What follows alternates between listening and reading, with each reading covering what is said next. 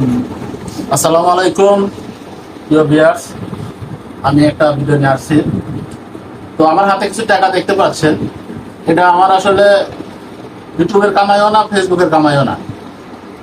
এটা জাস্ট আমার অনলাইনে কষ্টের কামাই। তো আমি এই টাকাটা দিয়ে আজকে একটা শখের ড্রোন কিনবো।